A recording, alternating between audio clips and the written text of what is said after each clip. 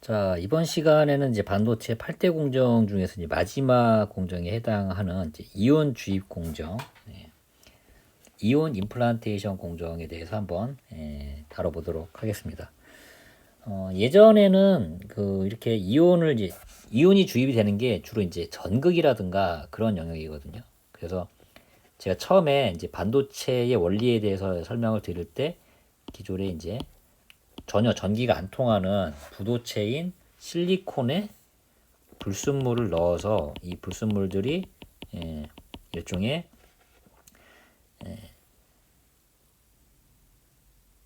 전기를 흐르게 하는 캐리어의 역할을 하는 이런 역할을 하면서 실제로 이제 도체와 부도체의 중간 이 형태들은 이제 변화가 된다 이렇게 말씀을 드렸는데, 이렇게 뭔가 불순물을 주입을 해서 이게 성격이 이제 반도체로 바뀌는 거기 이제 핵심 공정이라고 이제 보시면 되겠습니다. 그래서 이 캐리어가 이제 전자가 될 수도 있고 전공이 될 수도 있고, 그래서 다시 예전 기억을 좀 떠올려 보시면 이 캐리어를 전자로 만들어주는 이제 불순물이 이제 소위 말하는 오조, N타입, 네가티브라고 얘기를 했죠. 왜냐하면은 캐리어가 전자기 때문에 전자가 많아지면 음의 성질을 띠잖아요. 그래서 N타입이라고 했고, 그리고 전공 같은 경우는 3조.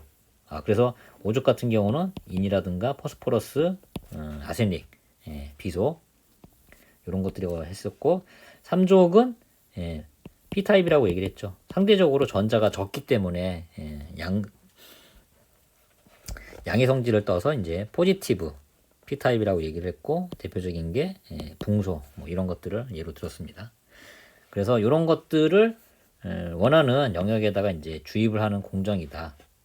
그래서 종류에 따라서 당연히 N타입과 P타입 이렇게를 만들 수 있는데, 과거에는 이거를 이제 디퓨전 공정의 방식으로 진행을 했어요. 그래서 이전에 디퓨전 공정에서도 말씀드렸습니다만은 실리콘 위에다가 이런 뭐 N타입 이런 물질을 이제 올려놓고 뜨겁게 열 처리를 하게 되면은 이게 이제 확산이 되거든요. 근데 확산이 방식이 우리가 이제 H라든가 CV에서 봤던 이제 뭐 등방성이냐 이방성이냐 이 특징을 놓게 보게 되면 디퓨전은 기본적으로 이제 등방성이에요. 등방성. 그래서 이렇게 퍼져나가는. 그래서 우리가 이제 이 프로파일이라든가 모양을 정확하게 잡기가 힘들어요. 그래서 게다가 이제 고온에서 이제 처리를 해야 되고, 그러다 보니까 이 공정이 별도의 공정으로 이제 발달이 돼서 지금의 임플란테이션 공정으로, 이온 주입 공정으로 바뀌었다. 그래서 아예 그 이온 형태로 만들어 가지고 이온의 입자를 강하게 가속을 시켜서 실제로 웨이퍼 표면에 이렇게 이제 때린다는 표현을 쓰는데요. 임플란트는 보통 때린다는 표현을 많이 써요. 그래서 강하게 이제 침투를 시키게 되면 실제로 이 실리콘 격자를 뚫고 이렇게 이온의 입자가 들어가서 위치를 이제 하게 됩니다. 그래서 요거를 이제 가속시키는 그 힘에 따라서 표면에 이제 이렇게 된다든가 더 가속을 시켜서 깊게 이렇게 이제 만들 수도 있고요. 아니면은 요 이온의 입자의 무게에 따라서, 그래서 상대적으로 무거운 이온이 표면상에 위치를 하고요. 가벼운 이온이 저 깊숙이까지 보통 이제 진입을 합니다. 그런 이제 특징들이 있습니다. 자, 그래서 기본적으로 물리적으로는 이제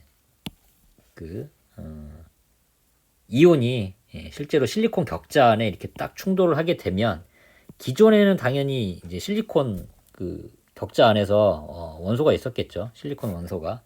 그래서 충돌을 하면서 이 위치가 이제 다 빗나가게 되는데, 이렇게 이탈을 하고 여기에는 이제 요건 오족, 저기 아세닉 비소죠. 비소가 이제 들어와 있으면 이렇게 이제 들어온 이런 입자들이 위치를 이렇게 못 잡고 있다가 딱 밀려난 요 원자라든가 고거의 위치를 대신해서 이제 들어가서 여기에서 딱 다시 이제 공유 결합을 갖는 이런 형태입니다. 당연히 오족이니까 공유 결합을 한다고 하더라도 다 공유 결합이 돼 있고, 전자가 하나 남아가지고 이 남은 전자가 소위 말해서 캐리어의 역할을 이제 하게 되죠.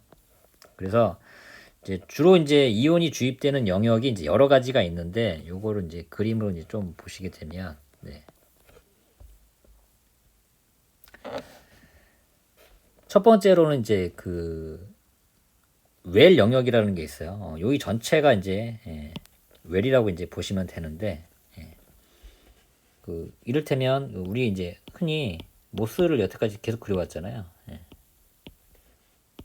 제가 딱 여기까지만 그렸는데 실제로는 이게 이제 P타입의 서브스트레이트 그렇게 이제 표현을 드렸던 경우가 많아요. 그래서 이 밑에 있는 실리콘 웨이퍼도 사실은 미세하게 이런 P타입으로 이렇게 돼 있다. 근데 요거는 이 모스가 N모스일 때 N타입의 전극을 갖고 있는 모스 커피시터의 구조일 때는 이제 요 P타입이 맞아요. 그런데 반대로 여기가 이제 P타입의 전극이면 한마디로 이제 캐리어가 홀인 거죠. 전공. 이렇게 되는 경우에는 사실 같은 P타입이면 안 되잖아요. 그죠? 여기도 P타입이고 여기도 P타입이면. 그래서 사실은 이제 구조상으로는 이렇게 우물을 만들어 줍니다. 이 우물을 갖다가 이제 보통 영어로 이제 well, 우물이라는 뜻이거든요. 그래서 여기는 P타입의 우물 well, P타입 well. 여기는 N타입, 서로 반대로 해서 N타입의 well. 그리고 이 중간에는 옥사이드로 이제 구분막. 그리고 요게 이제 대표적인 시모스의 이제 구조라고 이제 보시면 되고요. 요게 이제 이 옆에 또 이렇게 두 개가 있다고 하면 이 중간에 여기를 이제 막아주는 게 STI고 이런 구조로 이제 보시면 되겠습니다. 그래서 이렇게 이제 웰의 형태로 만들어지는 게 이제 하나가 있고, 그리고 당연하겠습니다만 이 양쪽에 이제 전극을 하는 게 있죠. 그래서 여기가 이제 소스, 드레인, 요 전극 만들어주는 여기에도 이제 이온 주입을 해야 되고요. 그래서 요 밑에는 아주 약한 농도로 해서 이제 P타입이라든가 뭐 N타입의 이제 우물이 만들어지고, 여기에는 조금 농도를 높게 해서 여기도 이제 P타입이라든가 N타입 이렇게 이제 주입을 해주겠죠. 그런데 이렇게 주입을 했는데 그때도 이제 그 쇼채널 이펙트라든가 아니면 이제 오프리키지 누설 전류 현상에 의해서 사실은 이게 이제 공핍층이 확대가 되면서 이게 이제 공핍층이 늘어나면서 펀치스루라든가 아니면 뭐 근데 부작용에 의해서 누설 전류가 이렇게 발생이 될 가능성이 있다고 해서 요거를 막기 위해서 도입을 했던 공정, 혹시 그때 잠깐 말씀드렸는데 기억나시나요? 거기서 말씀드렸던 대표적인 게 로드 오브 드 드레인 LDD 공정하고 헤일로라는 이제 공정이 있습니다. 그래서 여기 보시면 이렇게 이제 까만색, 여기 까만색으로 이제 좀 확대를 해서 볼까요?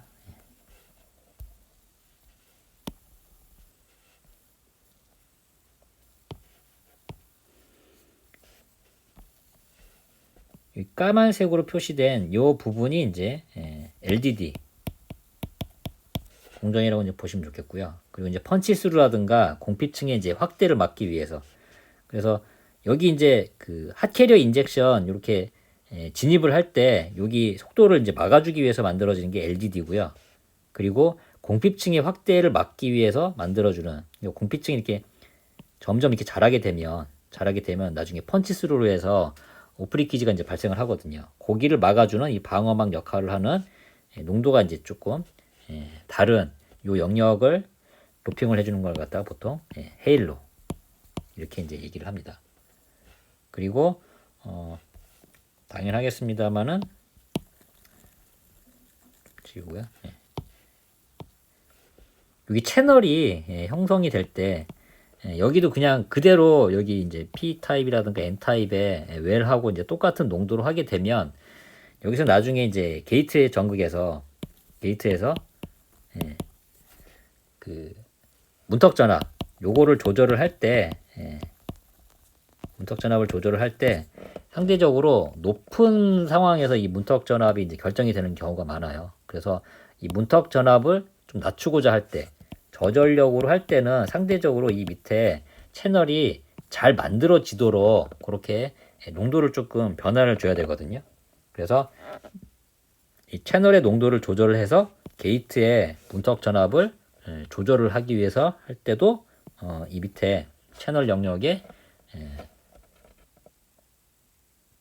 임플란트 이 농도를 조절을 해가지고 문턱 전압을 조절하는 용도로도 이렇게 이제 쓰기도 합니다. 아주 약하게 B타입보다는 여기 일반적인 여기 우물 여기보다는 좀 농도가 높긴 합니다만은 그래도 이 전극만큼 이렇게 짙은 농도로 하는 건 아니고 아주 얕은 농도로 해서 여기에도 임플란트 공정을 적용을 한다. 그래서 다양한 형태로 임플란트가 공정이 적용이 된다 이렇게 보시면 되겠습니다.